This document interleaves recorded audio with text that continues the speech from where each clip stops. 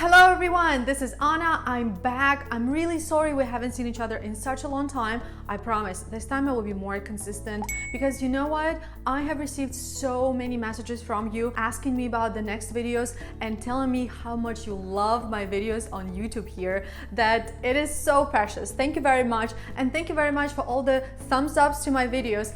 And make sure you subscribe to my channel because I don't want you to miss my following videos, because my following videos are going to be very special. I have decided to share with you a series of videos about vocabulary, but not a simple vocabulary. I want to share special vocabulary that is going to be super useful for tech communication. I'm going to share with you phrases and idioms that you will need to use when you communicate in tech, and also idioms that you will hear from other people that you work with. So let's go.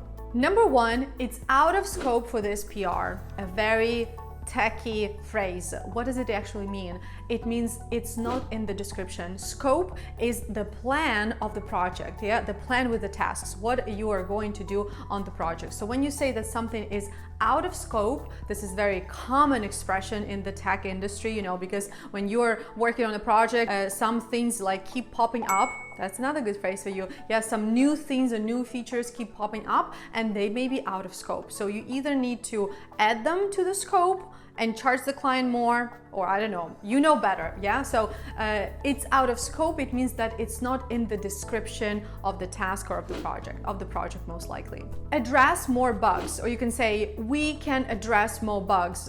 Address more bugs means to take care of more bugs. It's like to fix more bugs. When you say to address more bugs, you mean to get down to fixing bugs. I am pretty sure that you already know how to say fix bugs or start fixing bugs, but if you are a native speaker, you will have your options here. And I want you guys to be like native speakers, so you can say address bugs, you can say start fixing bugs, you can say get down to fixing bugs. Number three is one of my favorite idioms. Let's do the math, right? You will use this idiom when you are talking about calculating something. Usually this is about profit and loss, how much money you will earn and how much money you need to spend. So you say, let's do the math. Let's say you're working in fintech, and let's say you're talking about billing transactions all the time.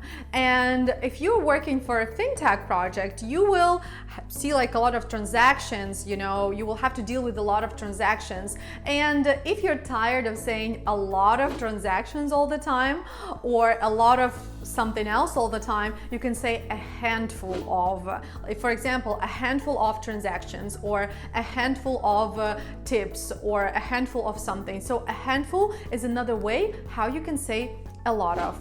And remember, the wider your vocabulary is, the more synonyms you know, the better your English becomes.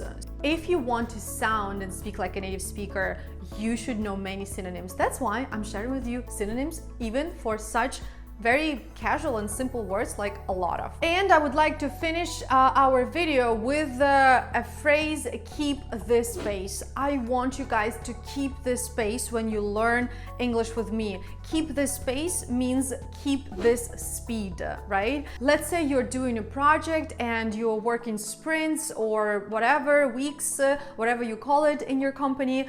And if you like how you actually move along in the project, you can say, let's keep this pace, or let's keep this speed. I hope you like this video, and I hope you have noted down all the useful phrases and idioms that I have shared with you today in your notebooks. Remember, it is really important that you keep track of every new word and every new phrase that you learn daily. That way, I'm sure by the end of the month, by the end of each month, you will be able to see your progress, and you will have this feeling of satisfaction, and you will be ready to keep up the good work and to conquer your new goals. Don't forget to subscribe to my channel, and don't forget to follow me on Instagram. I'll see you in my next video.